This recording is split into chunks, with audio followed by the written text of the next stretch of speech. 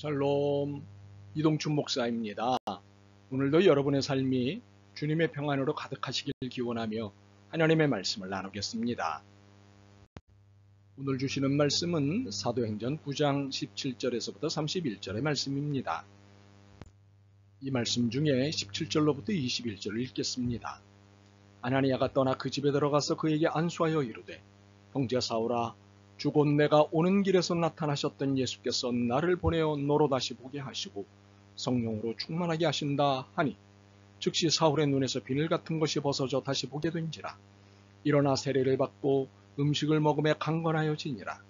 사울이 다메섹에 있는 제자들과 함께 며칠 있을새 즉시로 각 회당에서 예수가 하나님의 아들이심을 전파하니, 듣는 사람이 다 놀라 말하되, 이 사람이 예루살렘에서 이 이름을 부르는 사람을 멸하려던 자가 아니냐? 여기 온 것도 그들을 결박하여 대제사장들에게 끌어가고자 함이 아니냐 하더라. 아멘. 사도행전 9장 17절로부터 31절 말씀을 본문으로 교회는 누구를 두려워해야 할까요? 라는 제목으로 말씀을 나누도록 하겠습니다. 예수님의 제자가 되기 전 사울은 당시 최고의 종교 권력인 대제사장으로부터 그리스도인은 어떤 식으로 대해도 좋다는 권력을 위임받은 자였습니다. 그렇기에 사울이 휘두르는 박해의 칼을 막을 수 있는 사람도 피할 수 있는 사람도 없었습니다. 그는 하나님의 이름으로 이 일의 정당성을 부여받았기에 유대사회의 그 누구도 이 일을 불의라고 생각하지 않았습니다. 이런 일은 소위 질서신학의 지원을 받고 있습니다. 질서신학이란 위의 권세에 대한 복종이 하나님의 뜻이라고 해석하는 신학으로, 국민은 국가라는 권력에 대해 복종할 의무가 있다고 이해하는 신학입니다. 주로 루터의 두 왕국론이라는 신학 개념에 배경을 두고 발전된 신학으로, 2차 세계대전 당시 히틀러의 나치즘과 그 폭력 행위를 정당화시킨 신학으로 유명합니다. 과연 이러한 자세는 옳은 것일까요? 과연 한국교회는 이 신학에 어떤 자세를 보이고 있을까요? 아나니아가 사울에게 복음을 전하기는 하였지만 아나니아는 사울이 두려웠습니다. 그에게 절대 권력이 있는 것을 알았기 때문입니다. 이런 두려움은 다메섹에 있는 다른 제자들도 마찬가지였고 예루살렘에 있는 제자들도 같았습니다. 26절입니다. 사울이 예루살렘에 가서 제자들을 사귀고자 하나 다 두려워하여 그가 제자됨을 믿지 아니하니. 이들 제자들은 신앙을 위해 삶의 터전을 벌인 사람들이었습니다. 도망할지언정 예수님을 믿는 것을 포기하지 않았습니다. 박해가 두렵지만 신앙을 저버리진 않았습니다. 그런데 모순처럼 보이지만 사울은 두려웠습니다. 그가 가진 권력이 두려웠습니다. 당시 제자들의 이러한 모습이 우리에게도 있습니다. 하나님을 두려워하지만 사람도 두려워합니다. 하나님의 능력을 믿지만 사람의 권력도 믿습니다. 돈의 주인이신 하나님을 믿는 신앙인이지만 돈의 노예이기도 합니다. 이처럼 우리는 사람을 무서워할 뿐만 아니라 사람이 갖고 있는 권력을 더 무서워합니다. 물론 이것이 우리의 한계이긴 합니다. 그런데 우리 안에는 이것을 단순히 한계로 인정하는 것만이 아니라 합리화시키는 태도가 있습니다. 하나님을 믿기 때문에 하나님이 세우신 권세를 인정하고 따라야 한다는 합리화입니다.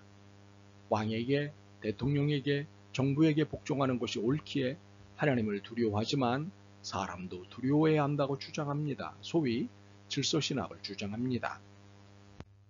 그러나 이러한 주장은 단순히 질서의 논리가 아닙니다. 강자의 논리입니다.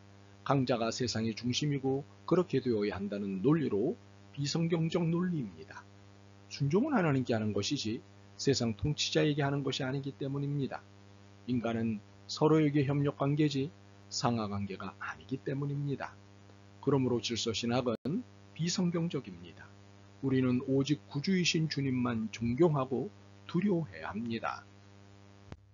그런데 어떤 경우에는 주님만 두려워한다는 것이 타인에게 폭력이 될 수도 있다는 사실입니다. 사울은 하나님에 대해 열심이었습니다. 그러나 그 열심은 그리스도의 복음을 인정하지 않았습니다. 그 열심은 그리스도를 믿는 이들을 박해하였습니다. 신에 대한 사울의 열심은 폭력이었습니다. 이처럼 우리의 종교적 열심이 타인에게 불편을 줄 수 있고 심지어는 폭력이 될 수도 있습니다. 이것은 이거야, 이것은 이라야 해 등과 같이 단정하는 태도는 그것이 비록 진리를 할지라도 타인에게 폭력이 될 수 있습니다. 복음은 하나님의 선언이지만 전달자는 인간이고 이를 듣는 피전달자 또한 인간입니다.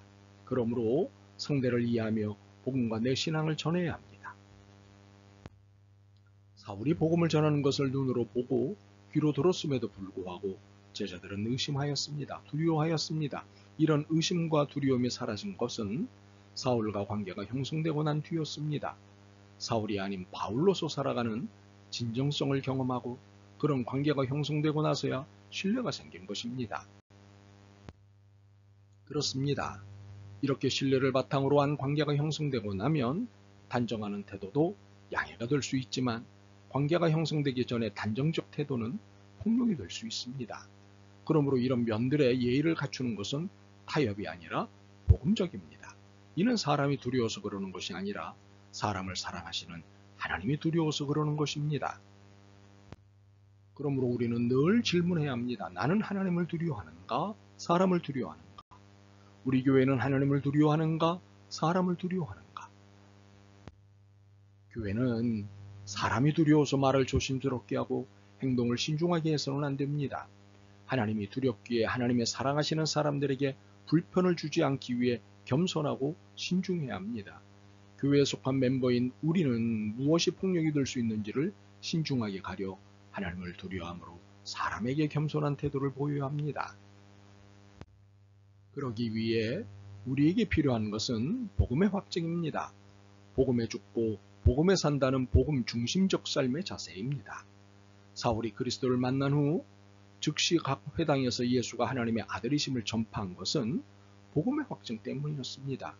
사울이 자신을 오해하는 사람들 앞에서도 힘을 더 얻어 예수를 그리스도라 증언하여 다메섹에 사는 유대인들을 당혹하게 할 수 있었던 것도 복음의 확증 때문이었습니다. 그리고 사울이 살해의 위협에 놓였어도 제자들과 함께 있어 예루살렘에 출입하며 또 주 예수의 이름으로 담대히 말하고 헬라파 유대인들과 함께 말하며 변론할 수 있었던 것은 복음에 살고 죽겠다는 복음 중심적 삶의 자세이기 때문이었습니다.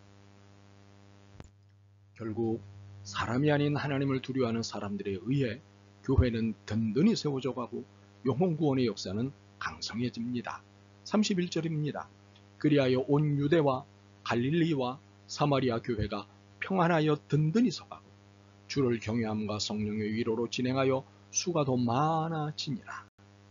이 모습을 우리 교회에서 재현할 수 있기를 소망합니다. 아멘. 주님, 사람이 두렵기는 하지만 주님만을 믿고 따르겠습니다. 복음에 살고 복음에 죽는 믿음을 갖게 도와주옵소서. 이런 교회가 되도록 애쓰기 원합니다. 힘을 주옵소서. 예수 그리스도의 이름으로 기도드립니다. 아멘. 오늘도 여러분의 믿음과 삶을 응원합니다. 사랑합니다.